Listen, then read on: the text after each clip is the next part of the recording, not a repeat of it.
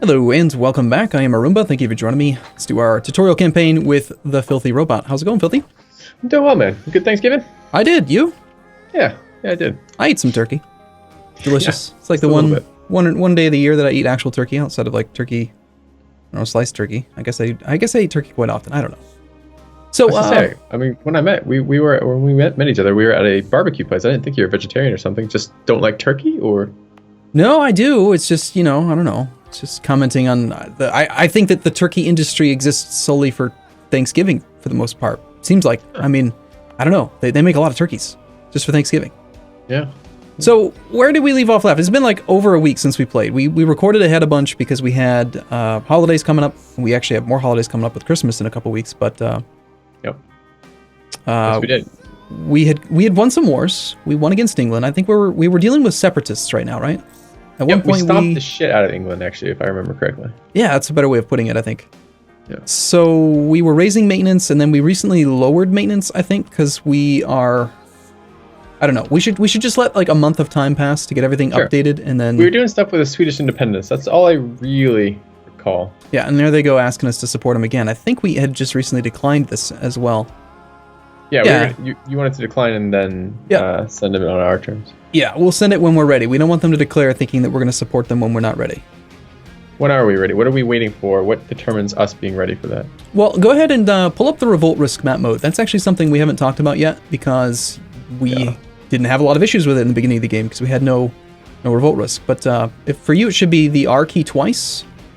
Nope, sorry, that's never mind. That was autonomy. It's the Y key. It's the unrest map mode is what it's called. Where do I see a name of the mode in somewhere? Just hover over it, it'll tell you. It's like a cross pitchfork and a cross torch. Yeah. Or if it's not Y, press Y again. You're probably on the trade map mode. So I get one is trade map mode, and this is it just looks like Scotland's green. Yep. And that's about it. So Scotland's green, but then notice how like Northumberland, Yorkshire, Lancashire, they're slightly yellowish. Oh, less green. You can see that they have some positive unrest. That nice bright green is what you want to see. But like the thing we're waiting for right now, why we don't want to just dive into another war, is a couple things. Number one, you recall we still have some war exhaustion. 9 more months of war exhaustion needs to bleed off over peace, during peace. Okay. Beyond that, if we were to declare war right now, it would be very likely that either the English separatists or the Desmond separatists would fire while our army is otherwise engaged, making it very difficult to do either thing well, right? We would have a hard time... I suppose if we're worried about that, though, we do also need to be worried about the fact that when our peace expires, we'd like to have this war with Sweden, or with the war as allies with Sweden concluded before our peace with England ends, so they can't just attack us, right? Oh, that's true, yeah. But consider that the English didn't attack us before, and now they're weaker than they used to be. So the likelihood of England... Yeah, they're very unlikely to attack us while we're allied to France. But it's a good point. We do want to end this war before February of 66, but that's 8 years. We've got tons of time. Okay. So main thing we really want to do is just kind of get the unrest taken care of, and then get it to a point where, looking over our rebel factions in the outliner, we don't see anybody who's likely to rebel within the next couple of years. And then we can wage a war for 3 or 4 years with our army elsewhere, and then bring it home to take care of unrest again. So for now, we're waiting until I think January. We wanted to see where unrest was at so that we can... see if we can put down any of these other rebellions. Once these cores finish and the war exhaustion's gone, we'll have a much better picture of what we're looking at. So October 29th of 59 is when the next core is done in Cork. October of 59, so we have a year. Yeah, which is ideal because we needed the 9 months anyway to let the war exhaustion go away. So just play on speed 3. Peace is it's certainly more engaging than it used to be when the game first came out with estate management and stuff. And we've actually done quite a bit more estate management than I think a lot of players might. Oh, you just now rejected it? I didn't check it. I didn't touch it at all. I just got the pop-up as well, but I didn't touch it. Okay. Probably timed out on my end. Yep. They pop-ups like that will last for 3 months. Three monthly days, 3 monthly ticks from the date that you receive it. It will auto-decline. Yeah, the unrest has gone down very slightly, 0.2. Yep, every month that passes right now, it's going down by 0.1 from war exhaustion. And coming up in January, you'll recall that we have our annual tick, so separatism will come down by 1 year, which is going to be 0.5 unrest. Nice. So that's going to be a big change. So we'll see, like, for example, right now Yorkshire's got 3.3 unrest. January, that should drop down by 0.6, down to about 2.7. Yep, it's actually all the way down to 2.6 now. So a little bit of rounding happened there. Hey, we just got a mission. Cool. Rival of a rival. I didn't remember what that mission was, but cool. Excellent. Diplomatic power and prestige. I like. Yeah. And I want to see what our next missions are. Missions are fun. Yes. Missions are a very good tool. And actually, I remember talking to the guys at Paradox about the mission system, because at one point I said I suggested that they should really like overhaul it because it was kind of outdated. It's been in the game since vanilla, since 1.0. And one of the primary reasons they just sort of keep it as is because it does give newer players a really clear-cut goal. This is the thing you should try doing right now, and it's usually pretty good. So I like that Kildare, remove Kildare from the map, is back on there, but I'm seeing this one called Our Manpower Reserves Need to Recover, and in it says National Unrest minus 0.5. Yeah, now this one is very nice when you can get it, but it's deceptively difficult to obtain. Okay, so let's briefly talk about manpower. Like, we've talked about it before. We've talked, okay, you spend manpower to build troops, but where does your manpower come from and how quickly does it come back? So it wants us to have our manpower level at least 90%. So let's just look at what that would cost. How difficult would this be to obtain? So hover over your manpower number, top left corner. Okay. You can see that we have a maximum of 20,361. Yes. And this is derived primarily from every nation gets a base value of 10,000, and then the provincial manpower is added to it. And we get a multiplier from our government form and rank, which takes us from 18,510 up to 20,361. So your manpower is 10 times, 10 years worth of your manpower that's listed on the provincial view. So if you click on any province in our country right now, like I'm looking at Lothian, for example, our capital, you'll see it says down at the bottom of the province tab, manpower 825. Yep. So that times 10 is what we're getting in manpower cap from... oh, no, sorry, I apologize. They've already... Never mind, that's mistaken. At one point, you had to multiply it by 10. Now this number is actually reflecting the true value over the 10 years, the actual cap that it's giving you. This is raising our cap by 825. So take back what I just said. Don't get confused. Sorry. But here's the thing. It is still 10 years worth of manpower. So 90% of your manpower cap means that if we're only at 5,215, real quick math here, you take 5,215 divided by 20,361, we're at 25.6% of our manpower cap right now. So we would have to go like 6 years of peace, not spending troops, not losing troops, just slowly recovering our manpower. 6 years waiting for that mission. It's a very long ass time. That's a huge amount of time to invest into a singular mission. Too bad. That looks like so tempting with the unrest. It's a great one, and I hate to teach new players this, but I'm going to anyway. There's a really fun little exploit that you can do. This mission requires you to be below 50% of your manpower cap. That's the only criteria for it to show up. So if you have less than half your manpower cap, it's a very highly weighted mission that will show up in your mission list. Okay.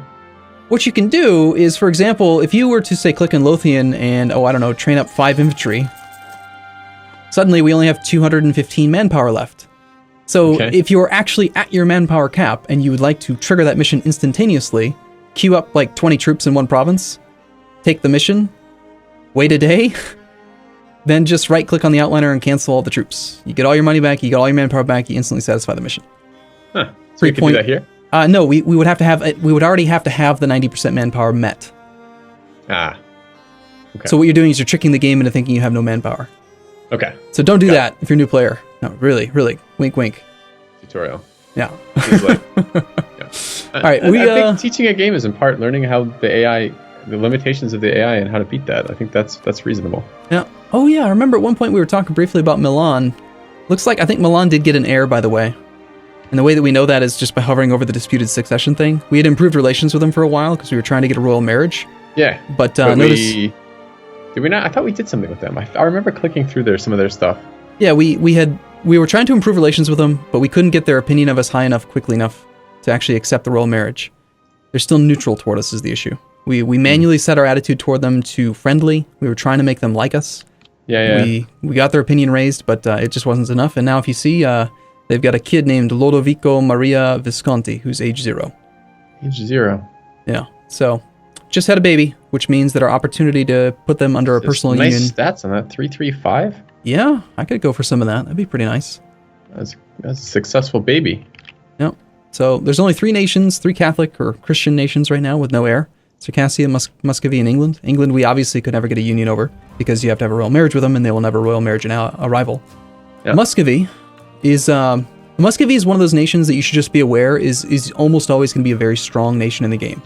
Muscovy will later on form Russia, so Muscovy almost always wins against their neighbors. They're very strong. And yes. So the search function I thought was Control F, but it's not. What is it? Just F. Just F. And what is the spell it? Muscovy, Muscovy. It's to the right. Almost, it's just slightly northeast of Lithuania. Okay. So the reason I'm mentioning it is just that if they're very likely to become one of the most powerful nations in the Far East, that would be a good nation to get a PU over. But their ruler's 19. The likelihood of him dying just due to age or anything right now is pretty low. It's probably not really worth the effort. Plus, they're at negative 66 reasons for a royal marriage right now. So yeah, it doesn't sound real good. Do you remember what we were trying to work towards with the English spy network? We've got 44.67. That seems like quite a bit.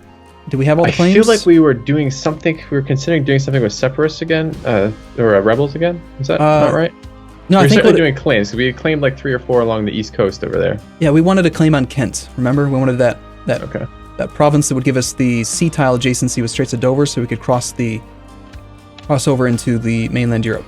So we need a claim on Kent, and that is going to be good. It's enforced peace. Enforced peace is where if you have no truce with the target nation, and let's say country A is fighting country B, and they are losing the nation that you want to help is losing their war, they can't be winning, then you can step in and say, hey, for example, England, if you don't end your war with a white peace right now, I am going to join on the side of the enemy. So oftentimes, it's not something you would want to do for conquest because it makes it so that you are a junior partner in the war. And we've already talked briefly before about how you always want to be the war leader so you can control the peace settings and the peace deal. So being the junior partner is no good, but sometimes it can be useful if like your rival is, I don't know, like if 2 little guys next to each other are doing stuff you don't want them to do, you can try to stop them. Throw your weight around and say, yeah, just bully them into not doing whatever it is that they're doing. But yeah, I'll get the claim on Kent real quick, just because. Oh, do we have it? I thought I just looked. Why did I not see that? I don't know, but we didn't. So we got our 4 claims. Okay. Let's wait until our war exhaustion's down to 0. We'll go 5 more months on speed 3. Why do we have our diplomat back? He's back pulled from Milan, or? That was the one at Lithuania. We had to improve relations up to 100, and once he had achieved that mission, there was really no purpose for that. So actually, as far as missions go, I think we should probably just go for this create a proper fleet mission right now. It's the most easily obtainable is the primary justification for that. We can't do the Kildare thing because I don't want to fight England right now. Can't do the manpower one because it takes 6 years. So we have 2 choices. Either take the mission that's quickest, which would be create a proper fleet, or cycle the mission. Take any mission and then cancel it. We can do that? Yep. You can take a mission and then say, okay, never mind, I give up. And then you'll get a new set of missions 12 months from the day you cancel it. So you ask yourself mentally, like, oh, 2 questions about that. Can you accept one of the other missions while that 12 months is occurring, or no? No, you cannot. Okay, so this is missionless for 12 months if we want to do this. So what you're looking at, the mental like question to ask there is, can I accomplish any of these missions within the next year? And if the answer is no, then maybe you should cycle the missions so that you can try to get a mission you can actually accomplish in some sort of reasonable time frame. In this case, let's take a look at our naval. So sailors is our naval force limit stuff. You don't want to get me started. At manpowers? Oh god, it's not? Okay. It is. No, it is. You just don't want to get me started on sailors because they're absolutely pointless. There will never, ever, ever be a time in the game where you don't have enough sailors to build all the boats that you want. It was fully reinforce your navy. You need 8 sailors. We have a max of 3,710. Yeah. For example, if you were to look at, say, building ships right now, press B and then go 2. So you're looking at naval units. To build like a light ship, the bark is 50 sailors. So with 3,678, you could build 73 ships. We have a force limit of 28. Okay. Sailors they're just pointless. I don't understand. Okay. I've never understood why they added them to the game. I don't like them at all. So would have made a whole maintenance modifier would be nice, and shipbuilding time modifier would be nice. So that seems like that would be. I mean, I don't know if we're going to be doing a lot of shipbuilding. I suppose once we beat England on the land again, we're going to maybe take out his navy at some point. Yep. So that might be useful in the future. And how long's the bonus for? 69, 10 years. Okay. So that's not too bad either. 10-year bonus. That might be timely in terms of England, because we're going to war them again roughly after that, right? Yep. And this one's easier to obtain. We only need 75. Yeah. So what does this mean? So the effect of the naval side must be 75% of the force limit. We were just talking about force limits a second ago. I was assuming it was going to be similar here, but I'm not sure I know how to. I'm still not sure I know how to calculate this in a way that makes any sense. So if I click on any of our areas, I can see manpower and supply limit, and I see sailors when I click on any of the provinces, but I don't see. Where do I see the force limit for? Oh, that's probably going to be in the military tab, right?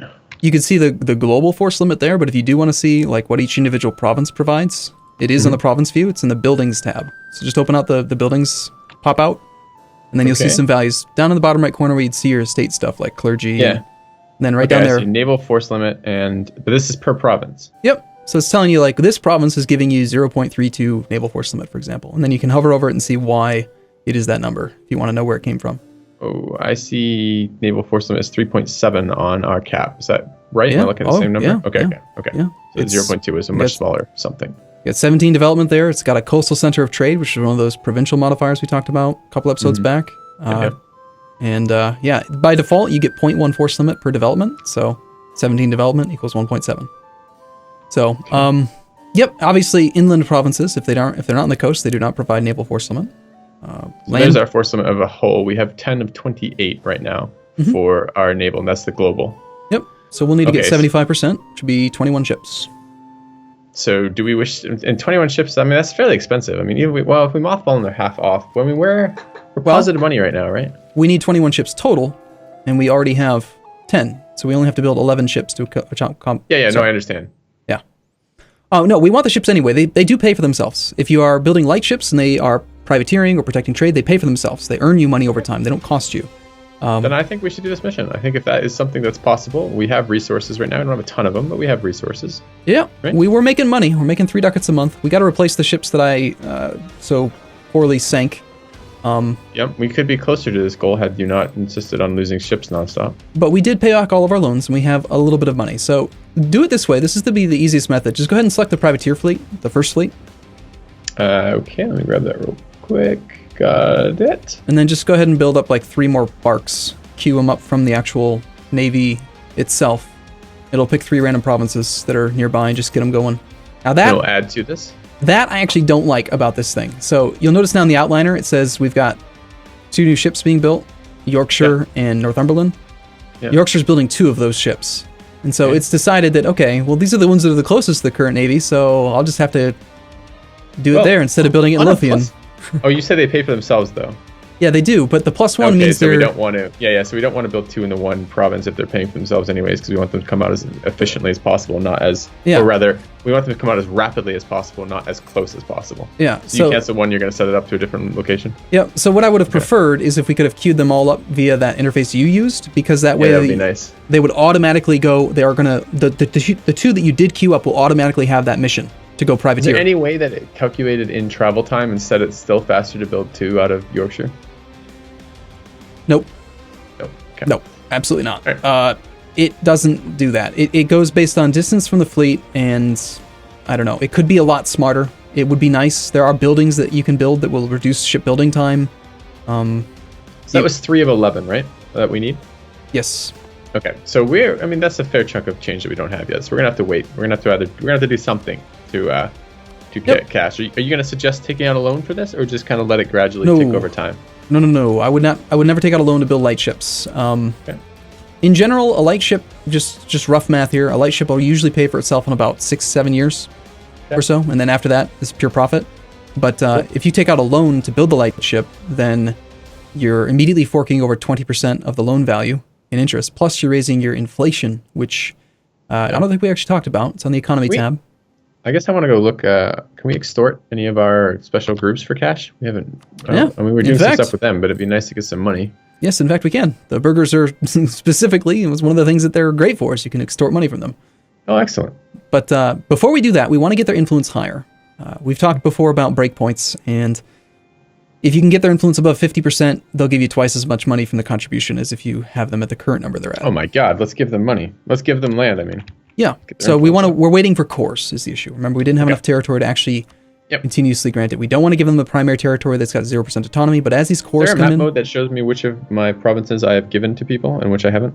Yep, there's a couple ways to see it. In your case, you could press the P key, or just go to the Estates map mode if you don't have it found. Yep. Okay. Yeah, all the way over on that side of the keyboard, I know. Yeah. And if that's not correct, then press it again, and it's going to be one of the P's. Our core stuff is gray, and then some of it's pink and purple. And if I mouse over it, it says controlled by the burgers. Yeah. So this is probably correct. P. Yep. There you go. So yeah, the pinkish color is going to be the nobility. The yellow is your clergy, and then the purple-ish or whatever is the burgers. So much of our ability to do anything is based on warring, it feels like. You know, if we war enough, every time we war, we take money from them, and then we get land, which we can give to the estates, which we manipulate their influence and their, what's the other one? Their loyalty. And then we extort that money out of them and other good things. So it feels like, man, expansion is nice for us, huh? In this game. Expansion is one of the best ways to get more value, more money. There is a more passive style of play, which we haven't talked about at all, but we can just briefly cover it. We've got to take a break in a moment, but if you go ahead and click on any province in our country. Sure. Remember at the top of the province dialog, you can see the development in a province.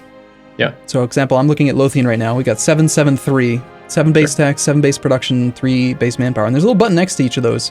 You can just spend monarch points to directly increase the development in your provinces. So you're spending your mana to increase your value. What's nice about that is that you're instantly gaining development in preferably a province with 0% autonomy, so you're getting the full value right away, with no unrest, no separatism, but even still, you're usually better off expanding via conquest. It's more efficient to expand via conquest. Maybe this has just been a week, or maybe I don't really know. So I see we have our collectively our administrative power, diplomatic power, and military power called monarch points. Yes. Collectively. Okay, so these equate then to, we want to get the military power, which costs us military points versus diplomatic points versus admin points to upgrade any of these three types of development. Okay. Yep. So, and you're not recommending this, I mean, to do this simultaneously because we need these things for technologies? Because why? Why not do this simultaneously if this is another way to increase our revenue? And it may be too much for this video. I may have to talk about this next video, but I'm kind of curious now. Yeah, we will talk about it for sure, because there's going to be a situation coming up in the very near future where I would recommend that you actually do a little bit of development, but it'd probably be a better time to talk about why you don't want to do it all the time. So for now, though, we'll take a break here, and we'll be back same time, same place tomorrow. See you soon.